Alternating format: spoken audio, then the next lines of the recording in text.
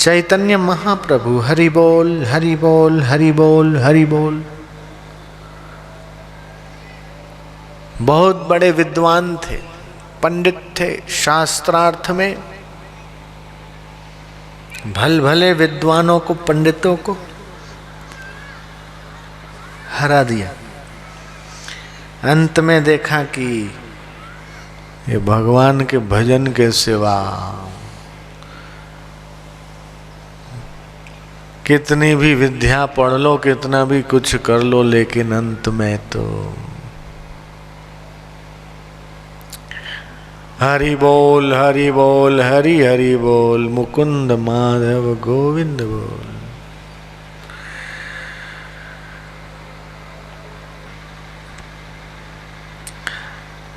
श्रीमद् भागवत में कीर्तन की बात आती है। प्रहलाद तबला बजा रहे हैं, प्रहलाद जी तबला बजा रहे हैं, उद्धव जी झांझ बजा रहे हैं, नारद जी वीणा बजा रहे हैं और अर्जुन राग आलाप रहे, इंद्रदेव मृदंग बजा रहे हैं। कितना सुंदर दृश्य होगा। और बीच में सनत कुमार जय हो जय हो जय हो साधो। और व्यास जी के बेटे शुकदेव, जैसे अपन बापूजी के बेटे हैं, इस जमाने के तो बापूजी ही व्यास हैं। शास्त्रों का अर्थ सरल भाषा में लोगों को समझा दिया, आम जन समझ सके उस भाषा में। वेदों का विभाग व्यास जी ने किया और 18 पुराण लिखे, लेकिन 18 पुराण वेद और उपनिषदों की गहराई आज के व्यक्ति को सरल भाषा में समझ में आए उस ढंग से अगर बताने वाले कोई हैं तो वो व्यास रूप बापूजी तो हैं। तो व्यास जी के पुत्र जिनका नाम था शुकदेव, वो भाव का निर्देश दे रहे हैं कि ऐसा करो, ऐसा बजाओ, ऐसा करो, इसे, और अपने चेहरे पर वैसे वैसे कीर्तन के भाव उनके चेहरे पर प्रकट हो रहे।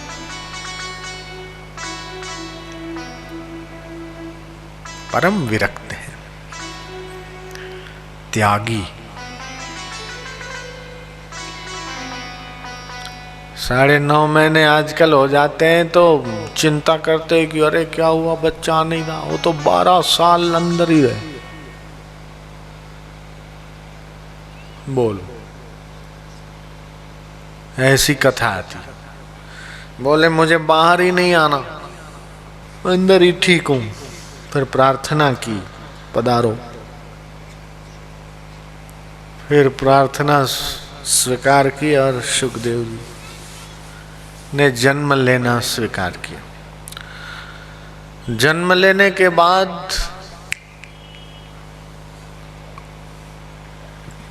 चलते बने, व्यास जी पीछे पीछे जा रहे। शुकदेव जी की तरफ से वृक्षों ने उत्तर दिया। बहुत सुंदर प्रसंग है। भागवत होती है 7 दिन की, रामायण होती है 9 दिन की, लेकिन भागवत का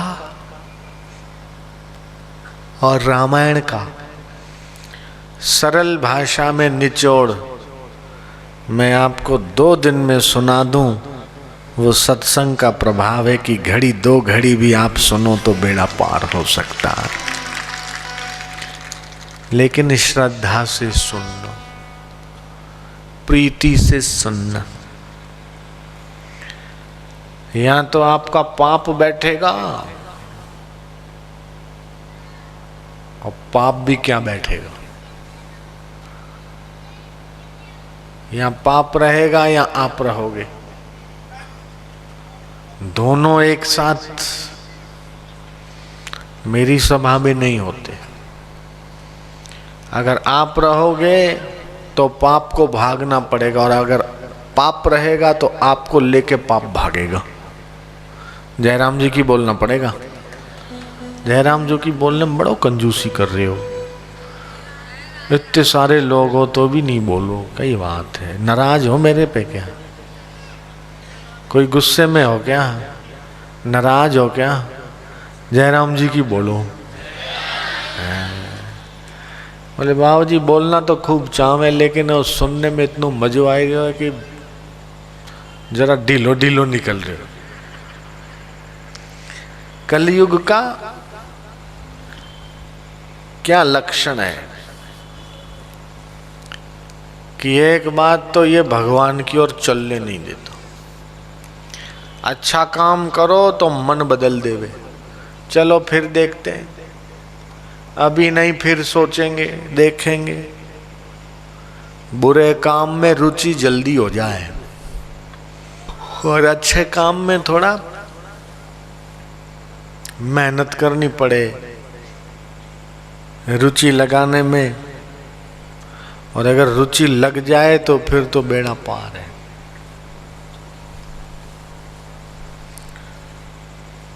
कलयुग युग सम आन नहीं, जो नर कर विश्वास।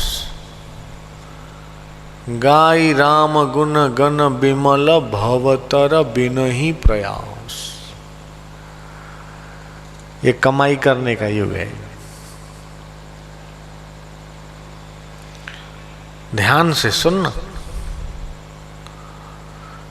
सतयुग में 10 साल और त्रेता में 1 साल और द्वापर में 1 महीना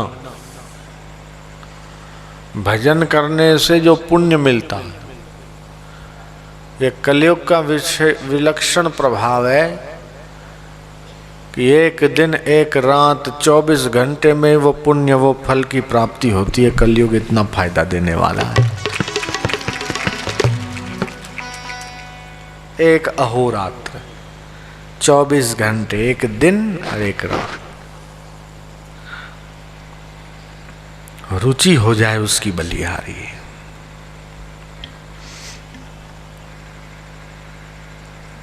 प्रीतिपूर्वक भजन।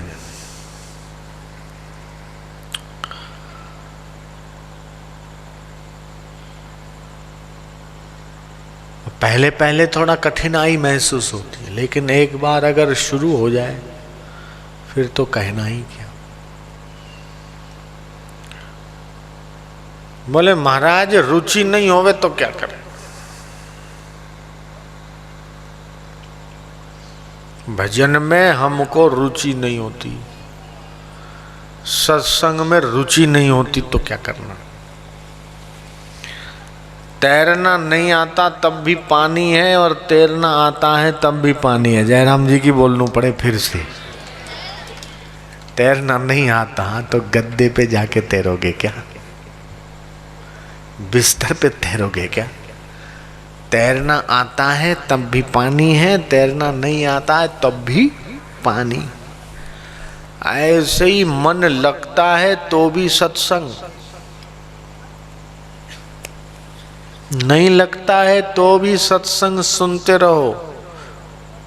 सुनते सुनते अपने आप मन लगने लगेगा।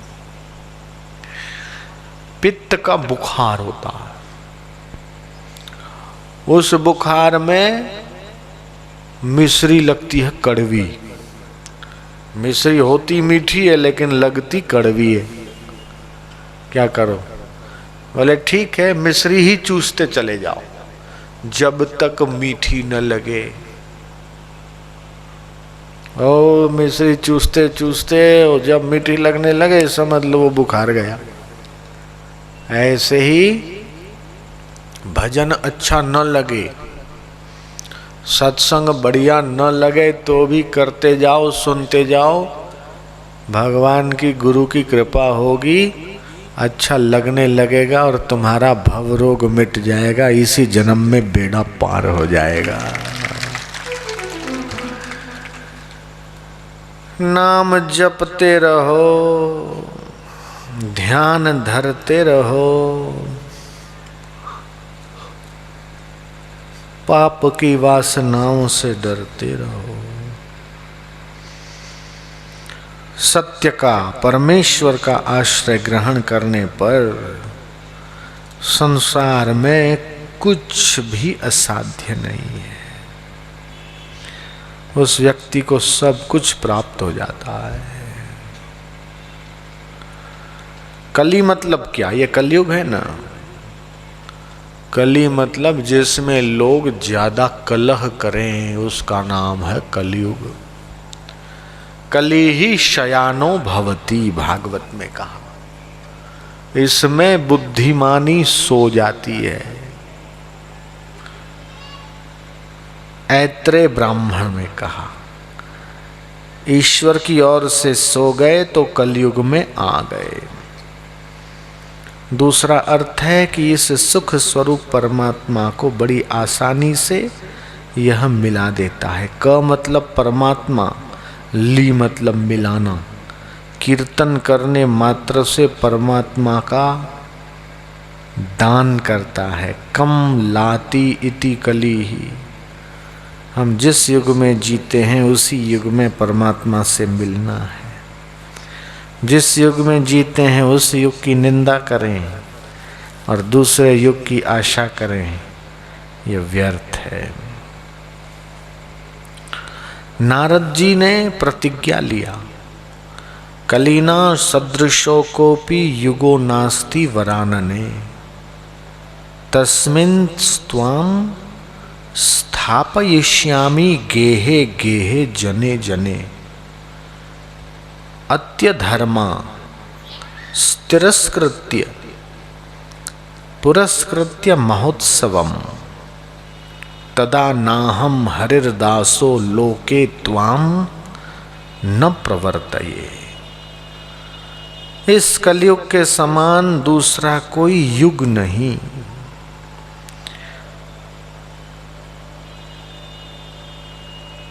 मैं तुमको घर घर में, जन जन में स्थापित करूंगा। जो गिरिवासी हैं, मतलब जो पहाड़ों में रहते हैं, उन लोगों में भी तुम्हें स्थापित करूंगा। और जो जंगली हैं, पिछड़े हैं, उनमें भी तुम्हारी स्थापना करूंगा। और यदि मैंने इस लोक में भक्ति भाव का प्रचार नहीं किया तो मैं भगवान का भक्त ही नहीं। कितनी ऊंची प्रतिज्ञा है। हर घर घर में, हर व्यक्ति के दिल में, जन जन के मन मन में मुझे भक्ति को प्रतिष्ठित करना है, ऐसा देवऋषि का संकल्प। किसी को रुपया पैसा देना अच्छा है, कपड़ा देना अच्छा है, निर्धन को धन दो, भूखे को भोजन दो, प्यासे को पानी दो, ये अच्छा है। लेकिन फिर 2-4 घंटे में तो फिर प्यास लगेगी और 6 घंटे में तो फिर ये पेट का खड्डा खाली हो जाएगा। लेकिन अगर तुम किसी को भक्ति का दान देते हो, सत्संग का दान देते हो, सत्संग में ले आने का पुण्य कमाते हो और किसी को संत दर्शन करने का अवसर दिलाते हो, तो वो कार्य तो इस जीवन में सबसे बड़े में बड़ा हो जाता है, क्योंकि उससे उसका कल्याण हो जाता है सदा के लिए। जन्म मरण के बंधनों से छूट जाता। भगवान भक्ति से मिलते हैं, इसका साक्षात प्रमाण वो गोपांगनाएं हैं, गोपियां। हरिर ही साध्यते भक्त्या प्रमाणम तत्र गोपिका। और जो भक्त के द्रोही हैं, संतों की निंदा करते, भगवान को मानते नहीं, लाओ प्याली, लाओ मुर्गा, लाओ बकरा। जितना बकरा खाया है उतनी बार तो बकरा बनना ही पड़ेगा और उतनी बार हलाल भी होना पड़ेगा। जयराम जी की बोलना पड़ेगा। मांस मांस सब एक है, हिरणी बकरी गाय। आंख देख नर खात है, निश्चय नरक में जाए। आमलेट बहुत अच्छा है। संडे हो या मंडे रोज खाओ अंडे। ये टीवियों में प्रचार बढ़ गया और लोगों को समझाया गया कि इसमें प्रोटीन बहुत है, लेकिन ये भ्रामक और गलत प्रचार हुआ। 200 अंडे हड़प करने से जितना विटामिन सी मिलता है, एक गिलास संतरे का रस पीने से उससे कई गुना ज्यादा विटामिन सी मिलता। उससे ज्यादा प्रोटीन अंडों से ज्यादा तो सोयाबीन में है, चनों में है। लेकिन ये भारतवासियों के स्वास्थ्य के साथ खिलवाड़ हो रहा। विज्ञापनों के द्वारा, चैनलों के द्वारा। अलम व्रतरलम तीर्थम रलम योगैरलम मखै, अलम ज्ञान कथालापि भक्ति रे कैव मुक्ति दाहा। दुर्वासा कहते हैं अलम अलम अलम अलम इति अलम इति अलम इति अलम। अलम मतलब बस,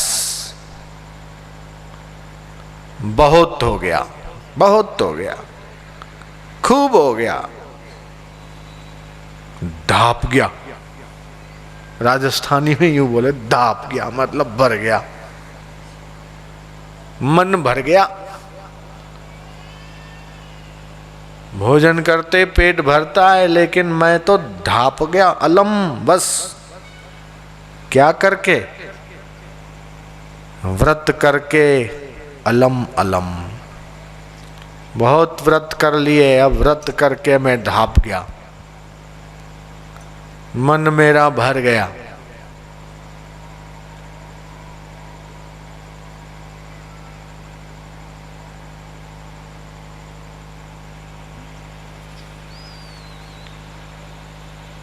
तीर्थों में जा जाके भी मन मेरा भर गया। गए थे 4 धाम, उल्टी हो गई। अभी 4 धाम की यात्रा से बस आ रही थी, ऋषिकेश है हरिद्वार से ऊपर थोड़ा, ऋषिकेश से थोड़ा ऊपर 27 लोग बस गिरी, 27 लोग मर गए, बाकी की कईयों को चोटें आई। तो व्रत बहुत हो गए, तीर्थ भी बहुत हो गए। अलम अलम। अब मुझे ये करने की इच्छा नहीं है, क्योंकि मुझे तो महातीर्थ सत्संग मिल गया, संतों का संग मिल गया। मैं तो आत्म तीर्थ में गोता मार लिया, भगवान के नाम में, भगवान के ज्ञान में डूब गया। अब मुझे बाहर के तीर्थों की जरूरत नहीं है, मैं तो अब भक्ति में, भगवान की उस कथा में।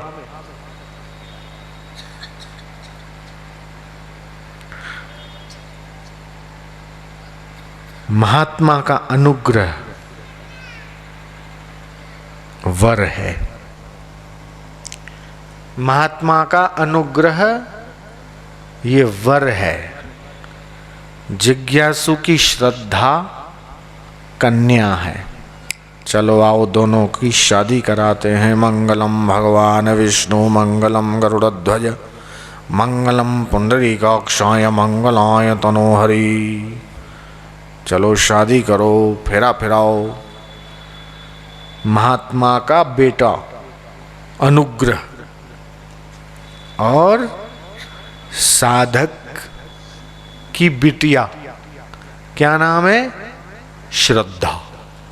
अनुग्रह वर है, श्रद्धा कन्या है, दोनों की हो गई शादी।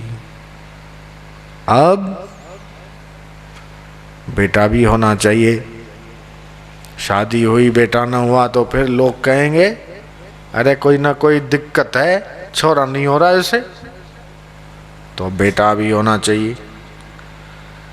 तो परमार्थ का प्रसव होता है, परमार्थ ज्ञान का उदय होता। लेकिन जो अहंकारी है, मैं जाति में बड़ा हूं, मैं विद्या में बड़ा हूं, मैं रूप में बड़ा हूं, जाति को लेकर, पद को लेकर, विद्या को लेकर, संपत्ति को लेकर अपने मन में बड़प्पन का अभिमान आ जाता। फिर वो अपने में विशेषता का अभिमान करता है और महापुरुषों की कृपा से वंचित हो जाता है। चलो जरा सत्संग में, बोले फुर्सत नहीं है, मुझे तो उधर जाना, मेरे तो ये प्रोग्राम है, ये है, वो है। अरे सबके सामने कैसे बैठेंगे, नीचे बैठना पड़ेगा, सबके साथ में बैठना पड़ेगा। लेकिन मरते समय न तेरा धन बचाएगा, न तेरी औरत काम आएगी, न तेरी गाड़ी काम आएगी, न तेरी एफडी काम आएगी, न तेरे बॉन्ड काम आएंगे, न तेरे शेयर काम आएंगे, न मिल्कत काम आएगी, न जमीन जायदाद काम आएगी। मरते समय तो सत्संग में सुना हुआ ज्ञान याद आएगा, गुरु की कृपा जो है तारेगी और संसार का कुछ काम नहीं आएगा। इसलिए महापुरुषों का अनुग्रह अपने साथ में रखें। जैसे घर से बाहर जाते हैं तो सामान ले जाते, खाना पीना, कपड़े लत्ते, पैसे साथ में ले जाते तो यात्रा होती है, और साथ में नहीं ले जाएंगे तो परेशान होंगे रास्ते में। एक घर छोड़ के जाना है, संसार छोड़ के जाना है, वो यात्रा सबको करनी है, उससे पहले आपके पास पूंजी होनी चाहिए। तो अहंकारी पर अनुग्रह नहीं होता। मई दीने दया परैहि। तो इसलिए श्रद्धा, श्रद्धा से, भक्ति से, कि महापुरुष में कैसी श्रद्धा, कि भगवान तुल्य श्रद्धा। अरे भगवान से भी एक कदम बढ़ के सदगुरु में श्रद्धा हो। गुरु गोविंद दोनों खड़े, किसको लागू पाए, बलिहारी गुरु आपकी जो गोविंद दियो बताए। एक तरफ गुरु महाराज खड़े, एक तरफ गोविंद खड़े, सिर पहले कहाँ झुकाऊं? पहले गुरु महाराज को सिर झुकाऊं, क्योंकि गोविंद क्या है ये महिमा भी तो उन्होंने ही बताई है। वो न होते तो गोविंद को तो समझते ही नहीं कि वो क्या है।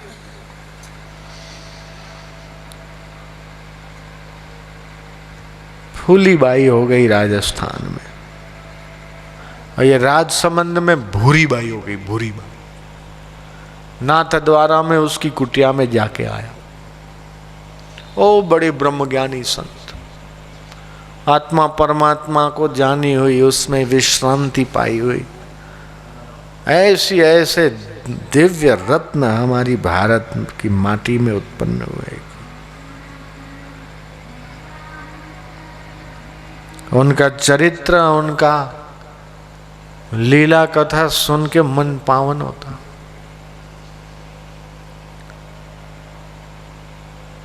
आप लोग भी अपने जीवन में भक्ति को, ज्ञान को बढ़ाओ। बाहर की कमाई ठीक है, वो शरीर और संसार तक काम आएगी, लेकिन सद्गुरु का प्रसाद तो आपके जीवन को माला माल कर देगा, रसमय कर देगा। पैसे से सुविधा मिल सकती है, लेकिन भीतर का सुख तो सद्गुरु के प्रसाद से मिलेगा। सतगुरु जिससे मिल जाए सो ही धन्य है, जगमन्य है। सुर सिद्ध उसको पूजते ता सम न को अन्य है। अधिकारी हो गुरुदेव से उपदेश जो नर पाए है। भोला तरे संसार से फिर नरक में नहीं जाए। हे पथिक चलता चल, कंटक मग सके न छल। पथ में पाहन भले भरे हों, ठोकर से तू बचकर चल। अकस्मात कोई कर ले तो सावधानी से बढ़ता चल। झोंकों के भी घोर शोर में दृढ़ता से पग धरता चल। मेघ गरजे बिजली चमके, यहाँ मार्ग में हो कितनी दलदल। अगर आंधी तूफान भी आए, फिर भी शीस उठाकर चल। हे पथिक तू चलता चल। विघ्न बाधाएं हर मनुष्य के जीवन में आती, हर जीव के जीवन में विघ्न बाधाएं आती। न दीन होना है, न भगेड़ू बनना है, न पलायनवाद करना है। इन विघ्न बाधाओं से लोहा लेते हुए आगे बढ़ना है और विजयी होना है इस संग्राम में। कली शयानो भवति संजिहानस्तु द्वापरः उत्तिष्ठ त्रेता भवति कृतं संपद्यते चरण। जो सो रहा है वो कली है, निद्रा से उठ बैठने वाला द्वापर है, उठकर खड़ा हो जाने वाला त्रेता है, लेकिन जो चल पड़ता है वो कृत है, सत्य है, स्वर्ण पुरुष है। चरे वेती चरे वेती। तो कई लोगों को दीक्षा के प्रभाव से कई लोगों के जीवन में बदलाव आया। ऐसे हजारों लाखों लोग हैं जिनका जीवन गिरा हुआ था सत्संग में, सद्गुरु के सानिध्य में आने के बाद उनके जीवन में चमत्कारिक परिवर्तन हुआ। जिनका धंधा नहीं चलता था, दीक्षा के बाद धंधा अच्छा चलने लगा। नौकरी नहीं थी, अच्छी नौकरी मिल गई। पढ़ने में कमजोर जो बच्चे थे, दीक्षा सरस्वती मंत्र की लेने के बाद अच्छे नंबरों से उत्तीर्ण होने लग गए। घर में कलह और झगड़े कम हुए, बरकत बढ़ी। ये दीक्षा के प्रभाव से बहुत फायदा हो।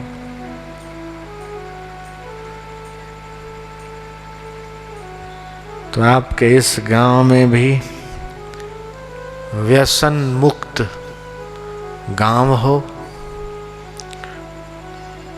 और सभी के जीवन में और सभी के दिल में गुरु का प्रसाद ऐसा भर जाए कि आपको सुख के लिए बीड़ी और सिगरेट की जरूरत न पड़े, ये पान मसाले के मौत मसाले को खाने की जरूरत न पड़े। आप तो वो भगवान का जाम पियो जो सारी जिंदगी को तार दे। जाम पर जाम पीने से क्या फायदा, रात बीती सुबह को उतर जाती। लेकिन हरि नाम की प्यालियां भर भर पी ले तो सारी जिंदगी सुधर जाएगी।